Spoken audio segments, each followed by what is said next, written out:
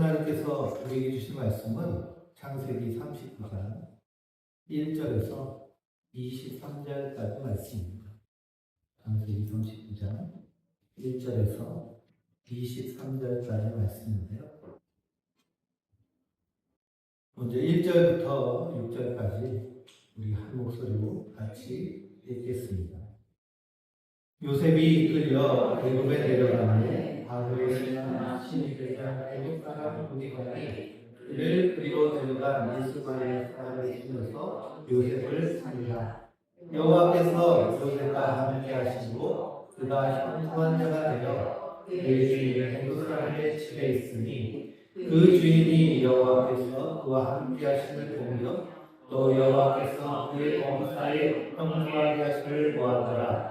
요셉이 그의 주인에게 은혜를 입어 섬기되 그가 요셉을 가정 충고로 입고 자기의 소유를 다 그의 손에 위탁하니 그가 요셉에게 자기의 집과 자기의 모든 소유물을 주관하게 한 때부터 여호와께서 요셉을 위하여 그의 사람의 집에 복을 내리시고 여호와의 복이 그의 집과 밭에 있는 모든 소유에 미친지라. 주인이 그 소유를 다 요셉의 손에 위탁하고 자기가 먹는 음식 외에는 간섭하지 아니하였더라. 요셉은 용모가 되었다고 아름다웠더라. 아멘. 할렐루야. 하나님께서 주시는 내 평강이 성도님들 위해 충만하시기를 주님의 이름으로 축복드립니다. 우리가 지난주에는 유다와 다말의 이야기를 함께 나눴습니다. 다말의 헌신, 하나님의 언약을 잇기 위한 다말의 희생을 우리가 잊지 말아야겠지요. 오늘 말씀은 요셉의 이야기로 다시 돌아옵니다. 37장에서 요셉은 꿈꾸는 자로 나오죠. 하나님이 주신 꿈. 근데 그 꿈 때문에 형들의 미움을 더 받고 구덩이 속에 갇혔다가 노예로 팔려갑니다. 그래서 보디발이라는 이집트의 시위대장의 집에 종으로 팔려가요. 근데 성경은 그 모습을 한마디로 얘기하는데 뭐라고 얘기하나요? 형통하였더라 라고 얘기해요. 형통하였더라. 그래서 오늘 말씀의 제목이 형통이고요. PPT를 보시면, 자료를 보시면 무슨 형통이에요? 쇠사슬에 매인 형통. 쇠사슬에 매였는데 성경은 형통하였다. 그리고 우리가 생각하는 세상적인 형통의 가치와 성경이 말하는 형통의 내용은 분명히 다르다는 것을 우리가 깨달을 수 있습니다. 그리고 고난과 유혹 앞에서 우리 인간의 마음은 어떻게 작동합니까? 그럼 그리스도인 하나님의 사람은 어떤 방식으로 나아가야 되는가? 그 바른 길을 우리에게 제시하고 그 모습이 바로 그리스도의 모습, 예수님을 닮아가는 그런 삶인 줄 믿습니다. 우리는 요셉의 이야기를 보면서 결론을 다 알고 있어요. 그 스포일러를 우리가 다 들은 거죠. 결국 요셉은 어떻게 돼요? 애굽의 총리가 돼요. 그러니 우리가 39장을 읽으면서도 속으로 그래 나중에 잘 될 거야. 그러니까 39장을 어떻게 읽나요? 편안하게 읽습니다. 그것은 요셉의 이야기를 바로 읽는 것이 아니라 잘못 읽는 거예요. 지금 요셉은 자신이 총리가 될지 전혀 모릅니다. 그저 그의 상황은 뭐예요? 노예입니다. 그리고 나중에 죄수가 되죠. 그러니까 노예가 날까요? 죄수가 날까요? 차라리 노예가 낫죠. 점점 나빠져요. 그렇기 때문에 우리는 이 결론을 지우고 오늘 하루만 사는 사람으로 요셉을 만나야 우리가 오늘 말씀을 바로 이해할 수 있는 줄 믿습니다. 또 우리 인생도 마찬가지예요. 우리 결론을 알고 있나요? 성경적 결론은 분명합니다. 우리가 어디에 있는 자에 하나님 나라에서 영생토록 하나님의 위로를 받으며 그곳에서 사는 자들로 약속되어 있습니다. 그러나 우리는 여전히 불안한 것은 내일 일을 우리가 알 수 없기 때문에 예수님도 우리에게 기도를 가르치시면서 우리를 위한 기도에서의 첫 기도가 뭘까요? 일용할 양식을 주시는. 이 성도의 삶, 우리 인생의 삶의 단위는 하루의 삶입니다. 그래서 우찌무라 간주라고 하는 일본의 기독교 사상가는 일일 일생이라는 책을 쓰면서 우리의 삶의 단위는 날마다의 삶, 하루 단위. 그래서 일일 일생의 삶을 실천하는 것이 그리스도의 삶인 줄 믿습니다. 그러니 하루를 어떻게 살았는가? 요셉이 총리가 되었다는 결론을 우리가 지워버리고 요셉이 하루를 어떻게 살았는지를 관심 있게 봐야 될 줄 믿습니다.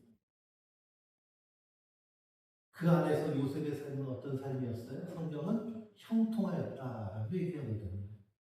그 형통이란 하나님과 함께하며 하나님의 뜻을 날마다 이루어내는 삶인 줄 믿습니다. 그러니 우리 그리스도인의 삶은 날마다 어떻게 해야 될까요? 형통해야 될 줄 믿습니다. 오늘 나의 삶은 형통한가?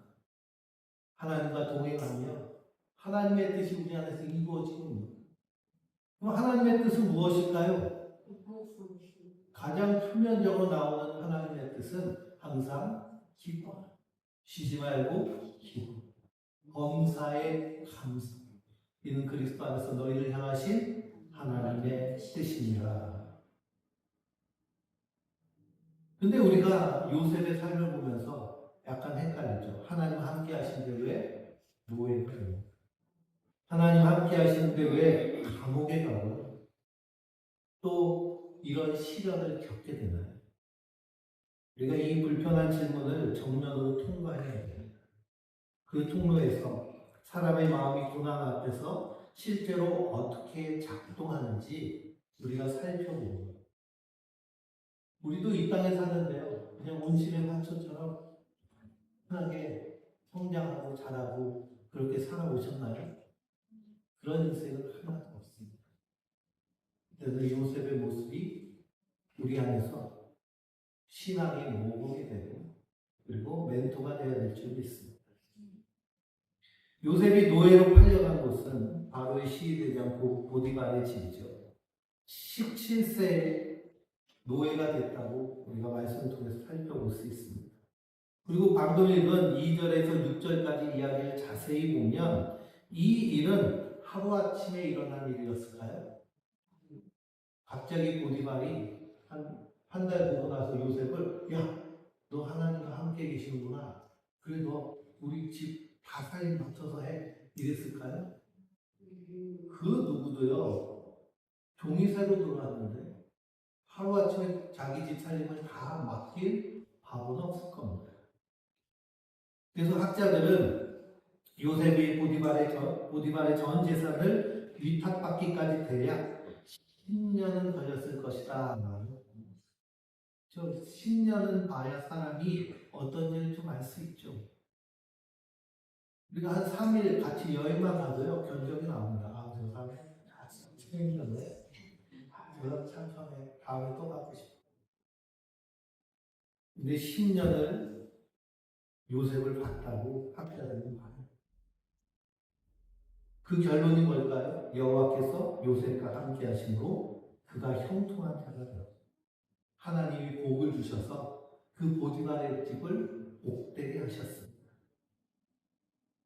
그래서 우리는 이 10년을 생각해 봐야 돼요.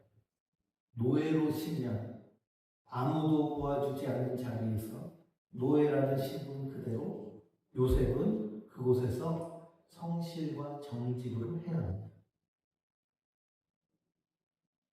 요즘 심리학에서 이제 성공, 성취, 어떻게 하면 우리가 이 땅에서 성취하면서, 성공하면서 힘있게 인생을 살까 하는 그런 연구를 심리학자들이 많이 하는데요. 그러면서 나오는 단어가 그릇이라는 단어입니다. 그래서 서점에 가서 그릿이라는 제목의 책을 살펴보시면 몇 권 될 거예요. 거기에 공통적으로 나오는 내용은 뭐냐 하면 우리가 성취나 성공을 결정짓는 가장 강력한 요인은 재능이 아니라 장기적 목표를 향한 열정과 인내의 결합이다 라고 이렇게 결론 지을 수 있습니다. 장기적 목표를 향한 열정과 인내. 그러니 재능이 없어도 내가 열정 가지고 끝까지 인내하며 계속 그 일을 해오면 어떻게 된다는 걸까요? 성취가 이루어진다. 그래서 그릿, 아이들을 공부시킬 때 그릿 학습법이 있습니다. 그래서 공부에 잔소리 하는 건 그거는 하나만 하고 오히려 역효과가 나고 이 그릿의 방법을 써야 된다 이렇게 얘기하는 내용인데 우리 인생도 마찬가지죠. 근데 요셉의 경우에는 장기적 목표라는 것 자체가 사실은 없습니다. 뭐 하나 붙잡고 있었을까요? 붙잡을 거라면 꿈 하나뿐 없습니다. 하나님이 요셉에게 주신 그 꿈. 그리고 그저 오늘 주어진 일을 성실하게 감당했을 뿐입니다. 노예의 상황에서 이것이 가능할 수 있는 것은요, 이 그립보다 더 깊은 것이 요구됩니다. 보상이 보이지 않아도 언제 끝날지 몰라도 신실할 수 있는 것. 이것은 오직 하나님이 지금 함께 하신다는 것을 믿는 사람만이 할 수 있는 일입니다. 하나님이 나와 함께 하신다는 믿음이 이만큼 중요한, 이만큼 엄청난 힘과 에너지가 있다는 사실이에요. 우리는 형통을 결과로 확인하려고 합니다. 그러나 요셉의 형통은 결과가 나오기 이전에 그 10년의 무명의 시간 동안 이미 있었어요. 여호와께서 요셉과 함께 하신다. 총리가 되기 훨씬 전, 그가 아무것도 아닌 노예였을 때 이미 선언되어 있습니다. 그래서 요셉은 노예로 잡혀갔을 때부터 성실과 정직으로 행했어요.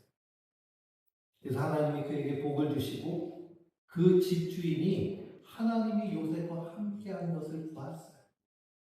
그리고 그 집의 모든 재산을 다 그에게 맡기고 집안의 가정 총무로 삼습니다. 그랬더니 7절부터는 어떤 일이 일어났을까요? 7절에 그 후에 그의 주인의 아내가 요셉에게 눈짓하다가 종이 침하기를 청합니다. 요셉이 거절하죠. 자기의 주인의 아내에게 이르되 내 주인의 집안의 모든 소유를 간섭하지 아니하고 다 내 손에 위탁하였으나 그러나 당신은 아닙니다. 내가 어찌 이 큰 악을 행하여 여호와 하나님께 죄를 짓겠습니까? 라고 말합니다. 그러니 이 안주인의 유혹은요, 단번 한 번의 유혹이 아닙니다. 사실 여러 번 계속해서 계획적으로 요셉에게 찾아온 유혹이고 시험. 그리고 그는 한참 힘이 넘치는 그런 청년이었어요. 하루는 완전히 작전을 세워가지고 이 집 여주인이 보디발도 집에서 없고 남편도 없고 종들도 일하러 내보내고 오직 요셉과 단둘이 남았습니다. 깜며지게 됐어요. 그리고서는 유혹을 하죠. 그랬더니 요셉이 뭐라고 할까요? 9절 같이 읽어볼까요? 이 집에는 나보다 큰 이가 없으며 주인이 하는 것도 내게 금하지 아니하였어도 금한 것은 당신뿐이니 당신은 그의 아내이라. 그러니 내가 어찌 이 큰 악을 행하여 하나님께 죄를 지으리까. 이 요셉의 대답을 유심히 지켜보세요. 요셉은 들키면 안 돼요 라고 말하지 않아요. 집주인이 무서워요 라고 말하지도 않습니다. 근거는 뭘까요? 하나님. 내가 어찌 큰 악을 행하여 하나님께 죄를 짓겠습니까? 사람이 행동하는 동기는 두 층으로 나눕니다. 하나는 외적인 동기, 그리고 내적인 동기. 외적인 동기는요, 처벌이 두렵거나 보상이 걸려 있을 때 작용해요. 이 당근과 채찍. 우리 대부분의 사람들은 행동하는데 외적인 동기가 강할까요? 외적인 동기가 강할까요? 외적인 동기가 강합니다. 우리 성도님들 직장에서 일하시잖아요. 왜 일하세요? 자신을 위해. 일이 너무 고맙다고, 일이 너무 소중하기 위해서 그렇게 일하시나요? 월급 주니까 일하죠. 아무리 가치가 높아도 월급 안 주면 일할 마음이 없습니다. 근데 내면화된 동기가 있어요. 자기 정체성과 가치관, 깊숙이 통합한 동기는 아무리 또 보지 않은 곳에서도 흔들리지 않습니다. 근데 엄마, 가정에서 가정을 돌보는 일, 이건 외적인 동기로 하시나요? 내재적 동기로 하시나요? 내재적 동기로 하죠. 왜냐면 월급 안 주잖아요. 남편이 살림한다고 수고했다고 월급 따로 챙겨주나요? 보험 따로 들어주나요? 그런 개념으로 하는 분들 많이 있지 않습니까? 그래서 철학자 칸트는 도덕 형이상학이라는 이론을 얘기해요. 도덕 형이상학. 그래서 어떤 사람은 의무에 맞게 행동하는 사람이 있고 의무로부터 행동하는 사람이 있다라고 구분을 했습니다. 같은 행동이라도 동기가 다르면 그 가치가 다르다는 거예요. 예를 들어서 정직하게 행동하는 세 사람이 있어요. 한 사람은 죄책감 때문에 혼날까. 한 사람은 보상을 기대해서. 근데 한 사람은 그것이 옳기 때문에 그렇게 한다면 그러면 진짜 도덕적 행위를 한 사람은 세 사람 중에 어떤 사람일까요? 마지막 사람이겠죠. 그것이 옳기 때문에 하는 사람. 이걸 자율과 타율의 문제로도 얘기합니다. 외부의 감시나 이익 때문에 움직이는 것은 타율이고요. 또 칸트의 경우에는 자기, 자유, 그 내재적인 그 안에 내면에서 나오는 그 자체. 그래서 하나님과의 관계는 어디서 나와야 될까요? 외적인 동기에서 나오는 것이 아니고요. 내면화된 동기에서 나와야 될 줄 믿습니다. 아침에 하나님 말씀을 묵상하고 저녁에 감사 노트를 쓰는 것도 우리에게 많은 이익이 있습니다. 실제로 우리 몸의 호르몬이라든지 정신적이라든지 신체적으로 엄청난 이익을, 최고의 영양제, 병원에서 제일 비싼 영양제 맞는 것보다요 더 좋은 것이 우리가 하나님 말씀으로 하루를 시작하고 그리고 호흡 가운데 기도하고 그리고 감사하는 일입니다. 그렇지만 그것보다 더 중요한 건 뭘까요? 하나님과의 관계에서 그 하나님을 누리고 하나님과 함께하는 그 풍성함, 그 내재적 가치가 우리 안에서 완전히 자리 잡혀 있어요. 근데 내재적 가치는 하루아침에 생기는 것이 아닙니다. 우리가 외부적 가치를 소중히 여기고 그 안에서 내가 완전히 내재화시키는 거예요. 훈련이 필요하다는 것이죠. 요셉은 감시자가 없었습니다. 보디발도 없었고요. 아내는 몰랐고 다른 종들은 다 없는 순간 발각될 위험이 사실상 없는 완벽한 조건.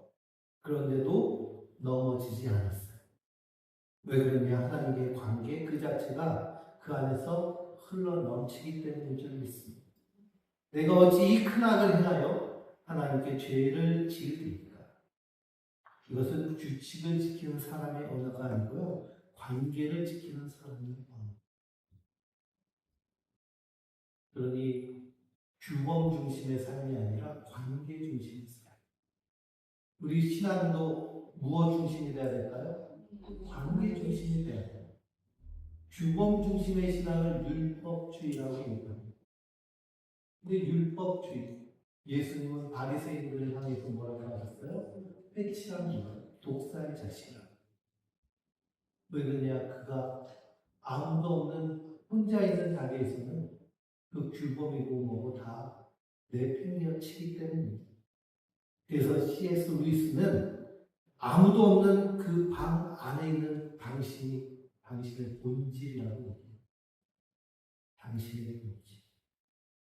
우리의 순종, 우리의 믿음은 누가 보고 있어서가 아니라 하나님과의 관계 그 자체가 우리 안에서 힘이 되고 그것이 원동력이 되어야 될 줄 믿습니다. 그래서 신앙생활은요, 목사도 없고 공동체도 없는 그런 곳에서도 내가 하나님과 매일 관계를 맺어 말씀을 누리고 기도하며 감사하는 삶을 사는 이것이 성숙의 모습이고요. 우리가 그렇게까지 신앙이 성숙하도록 애쓰고 힘써야 될 줄 믿습니다. 그래서 요셉은 이 유혹을 물리쳤어요. 그런데 겉옷을 남겨놓고 그 자리를 피했습니다. 그랬더니 이 안주인이 이 옷을 증거 삼아서 모함하기 시작하죠. 아무리 죄가 없어도 그 무죄가 무력한 순간이 있습니다. 그리고 우리가 부정성 평양에 대해서 계속 얘기를 들으셨죠? 긍정적인 것보다 이익보다 손해가 더 크게 내 마음에 자리 잡습니다. 이건 다시 말하면 부정적인 정보 하나는 긍정적인 정보 여러 개를 순식간에 무력화시킵니다. 그러니 수많은 시간 동안 쌓아온 요셉의 신실함이라는 이 방대한 증거가 옷 한 벌이라는 부정적 증거 앞에서 완전히 무너지는 거죠. 사람의 마음은 원래 그렇게 설계되어 있습니다.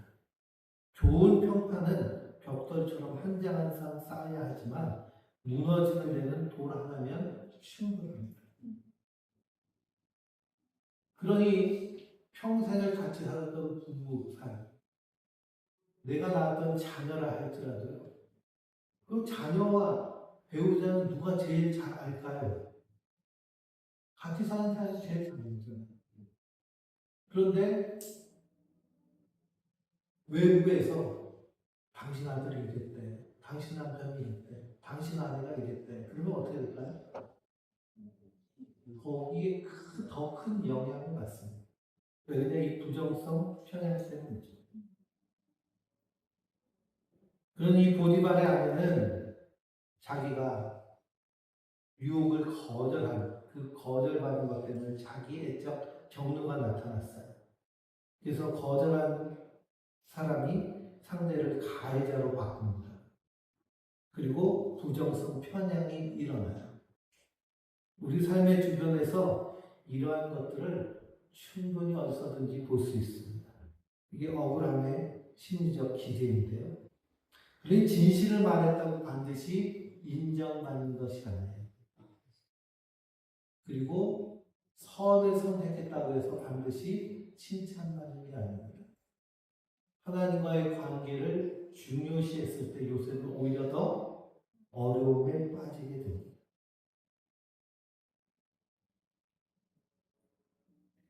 그런데 보디발의 아내가 이 요셉을 완전히 죽이려고 이제 누명을 씌웁니다. 근데 요셉은 어떻게 했나요? 스스로 변호하거나 발부둥치지 않았습니다. 성경 어디에도 요셉이 보디발 앞에서 억울함을 항변했다는 기록이 없습니다. 그래서 침묵하죠. 또 요셉이 죽지 않고 살아있다는 자체가 사실 기적입니다. 만약 보디발이 그 아내의 말을 곧대로 들었다면 요셉은 어떻게 해야 됐을까요? 이 이집트의 법에 의하면 불태워서 죽여야 됩니다. 불태워서 죽여야 됩니다.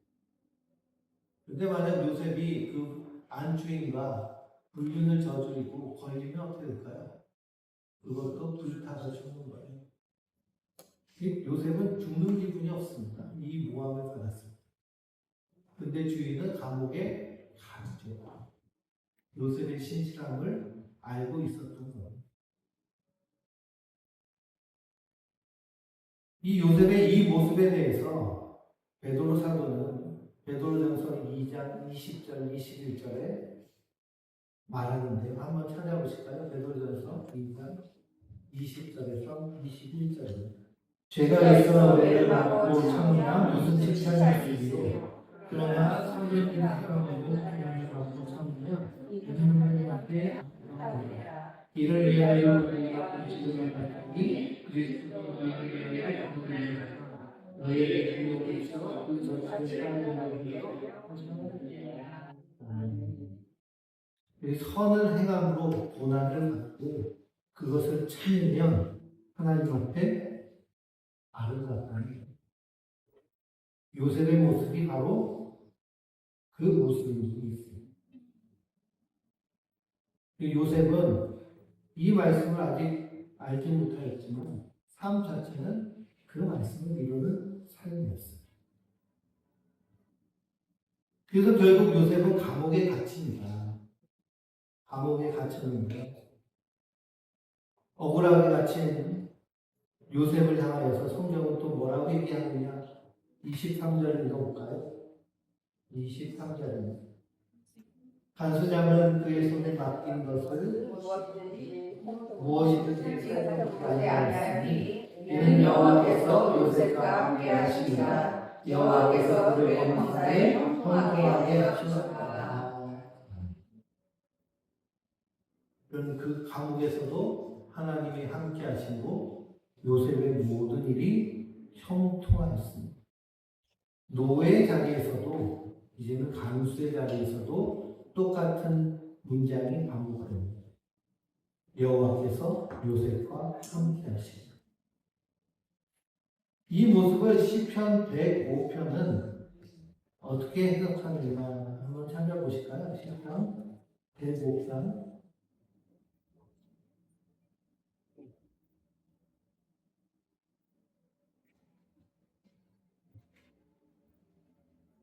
18절에서 19절.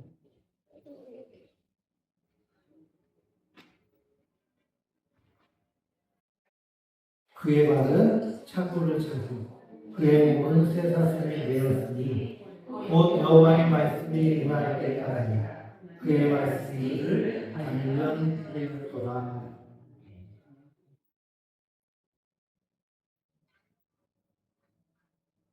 이 성경은 노예의 자리, 죄수의 자리를 뭐라고 표현했나요? 여호와의 말씀이 이루어질 때까지 그의 말씀이 그를 단련하였다고 말씀하고 있습니다. 욥도 고난 가운데 동일한 고백을 하지. 나의 가는 길은 오직 그가 아시니 그가 나를 단련하시니 내가 정금과 같이 되어 주께 나아가리라. 말씀이 요셉을 단련시킵니다. 이것이 요셉의 형통의 정체. 그 안에서 요셉은 자기의 스토리를 새롭게 씁니다. 그래서 그 스토리는 오염된 서사가 아닌 무언의 서사로 쓰여지게 돼요. 심리학자 빅터 클랭클이 이 아우슈비츠 수용소에서 생존하면서 왜 살아야 되는지 아는 사람은 거의 어떤 상황도 견뎌낼 수 있다라고 얘기합니다. 지금 왜 살아야 되는지 아는 사람은 어떤 상황에도 다 견뎌낸다. 고난 자체가 사람을 무너뜨리는 것이 아니라 그 고난의 의미가 없다고 느껴질 때 사람이 무너집니다. 우리가 사는 것도요, 왜 사는지 의미가 없어지면 그건 무너집니다. 내 삶의 의미와 목적이 분명하면 팔다리가 다 잘라져 없어져도 그래도 풍성하게 살아냅니다. 요셉에게 아직 총리의 자리는 보이지 않죠. 그러나 그에게는 하나님께서 나와 함께 하신다는 그 사실이 있었습니다. 그 사실이 그를 고난 가운데서도 성장시킵니다. 고난이 심하면 심할수록 더 강력하게 성장해지고 성숙해집니다. 그게 트라우마를 뚫고 나오는 힘이에요. 트라우마가 극심한 스트레스적 고난을 의미합니다. 그 트라우마 상황이 되면 사람이 완전히 경직이 되고요. 비슷한 상황이 되면 그 사람은 똑같은 심리적 압박과 고통을 겪습니다. 그런데 그 트라우마를 통해서 성숙해지고 성장하고 더 강해지는 사람들이 있어요. 그것을 외상후 성장이라고 합니다. 그런데 요셉은 이 엄청난 외상후 성장을 이룹니다. 고난을 통과하면서 이전보다 더 깊은 삶의 의미와 인간관계, 영적 성숙에 이르는 현상입니다. 그런데 감옥에서 다음 장에 나오는 떡 같은 마음, 술 같은 마음과 그 친밀하고 깊은 관계를 그들의 꿈을 통하여서 하나님 하신 일을 보시고 하는 때까지 성숙하고 성장해집니다. 그리고 우리 안에 있는 어려움이 나를 더 성숙시키고 성장하는 것이라는 사실을 잊지 마시기 바랍니다. 그래서 착고와 쇠사슬이 요셉을 위축시키는 것이 아니라 오히려 그를 날카롭게 다루는 도구가 됐습니다. 하나님 말씀이 이루어질 때까지 그 말씀 자체가 그를 단련하는 대장자가 됩니다. 그럼 우리 그리스도인들은 언제까지 단련받을까요? 하나님 나라에 이룰 때까지 우리를 단련하시는 분이 있습니다. 우리는 언제까지 성장하고 성숙해야 될까요? 우리의 호흡이 끝나고 주님 앞에 이룰 때까지 성숙하고 성장해야 돼요. 대부분 중년이 지나고 노년이 되면서 고리타분해지고 대화가 되지 않고 소통이 되지 않는 그런 많은 분들을 만나게 됩니다. 그분들의 특징은 뭘까요? 성장과 성숙을 포기했기 때문에 그렇습니다. 끊임없이 배워야 되고요. 끊임없이 공부해야 되고 거기서 더 자라나고 성숙해져야 돼요. 우리의 뇌도 마찬가지죠.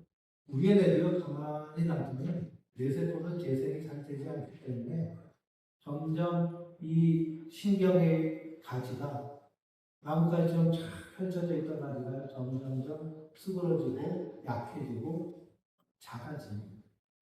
그래서 여러 가지 질환들이 임하게 되고요. 그 세포가 심각하게 노화되고 그래서 재기를 잘하지 못하죠.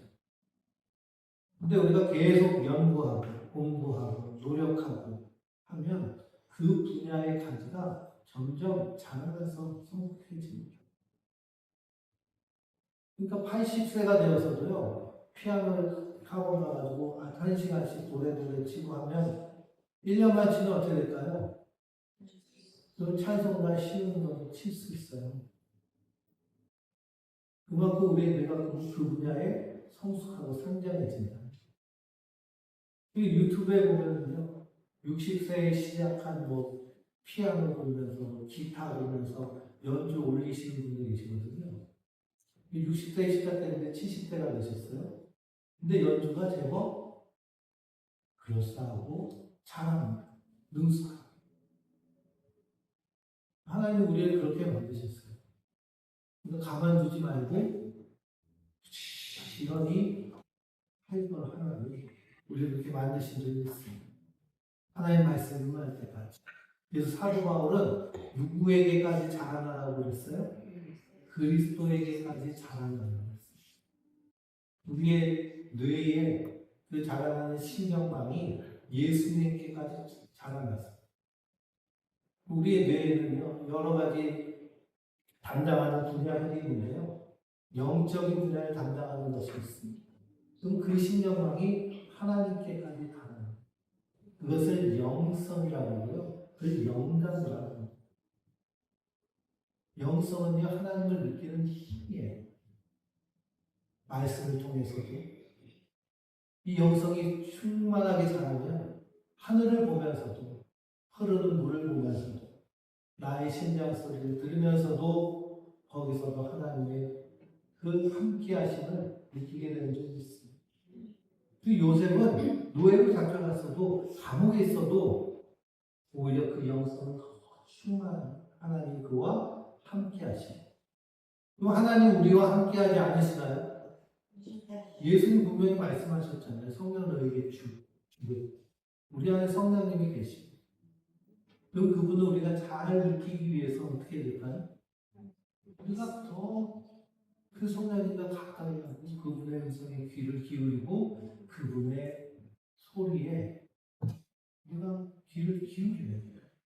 그분은 인격적인 분이시기 때문에. 그래서 요셉의 이 모습을 성경은 형통하다라고 얘기합니다. 우리는 만사형통 그러면 일이 술술 풀리는 것으로 알아왔는데요.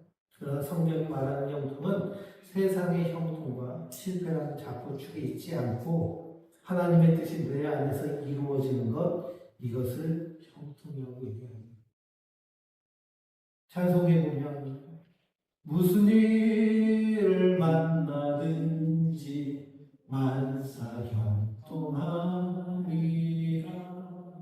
무슨 일을 만나든지 만사형통하리라. 이 찬송 신방과 펴부르는 찬송. 근데 이 찬송은 누가 썼느냐면 페니 크로스비 여사가 썼습니다. 페니 크로스비 여사는 평생 일이 스스로 풀려서 이 찬송을 썼을까요? 크로스비는요, 태어난 지 6주 만에 눈병에 걸렸어요. 그래서 의사선생님 좀 고쳐주세요 하고 의사가 왔는데요. 눈병을 했는데 거기다 열찜질을 해가지고 그래서 영구 맹인이 됩니다. 회복이 불가능해요. 그리고 얼마 있다 아버지가 돌아갔어요. 그러니 젊은 엄마, 21살짜리 엄마가 남의 집에 가정부로 들어가서 거기서 어렵게 살아가는 거예요.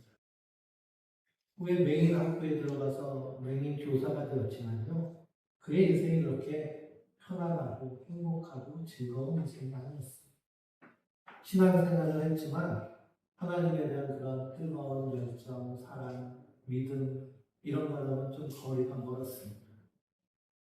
그러다 어느 날 30대가 되었을 때에 한 꿈을 꿨어요. 친한 친구가 꿈에 나타났는데 그 친구가 이렇게 얘기하는 거예요. 천국에서 만날 수 있겠니? 천국에서 만날 수 있겠니? 이 얘기가 마음속에 계속 남아들었어요. 그래서 여러 집회에 참석하고 또 감리교회 예수님 집회에 참석하였다가 찬양을 듣고 거기서 은혜를 받았어요. 그리고는 찬송시를 쓰는 시인이 됐습니다. 그래서 이 크리스비 여사를 찬송의 여왕이라고 얘기해요. 44세부터 쓰기 시작했는데 95세까지 1915년에 돌아가셨는데 되게 장수하셨죠. 찬송을 하면 이렇게 오르셨습니다. 그러면서 8,000편이 넘는 찬송시를 썼는데 그중에 우리가 잘 아는 나의 갈 길 가도록 예수님도 아시고 그러니 크리스비 여사는 외적인 그런 조건 때문에 그가 이 찬양을 한 것이 아니라 주님과 함께하는 그 충만함 때문에 이 찬송을 고백하게 된 줄 믿습니다. 우리나라에도 비슷한 분이 계신데요. 안유한 목사님이라고 1982년 낮은 대로 임하소서라는 영화가 있었어요. 저도 초등학교 다닐 때 이 영화를 본 기억이 있는데요. 이분은 37세의 맹인이 되십니다. 37세. 여기서는 목사가 돼가지고요. 세빛복지대단에서 맹인들을 위한 복지대단을 세우고 그리고 그런 사역을 많이 하게 됩니다. 새롭게 하소서에 출연하셨는데요. 그분이 그때 고백하기를 내가 눈 뜨고 있을 때에는 주님을 만나지 못했는데 맹인이 되고서야 주님을 만났습니다. 그래서 나는 다시 눈 뜨고 싶지 않습니다. 안과 의술이 많이 발전됐거든요. 그래서 수술을 받으면 볼 수도 있다라는 그런 의견이 나왔는데도 수술받지 않고 그냥 맹인으로 진행으로 하셨습니다. 사람은 자기 인생 하나의 이야기를 구성하며 살아가는데요. 그 이야기는 두 가지 패턴이 있죠. 오염된 서사와 구원의 서사. 내가 이것만 아니었으면 그냥 끝처리는 성공하는 인생이었을 텐데. 이건 무슨 서사일까요? 오염된 서사예요. 그래서 다 숨 쉬시잖아요. 그렇죠? 다 그런 서사들이 있으시죠? 내가 그때 쟤를 알고 얘를 만났으면.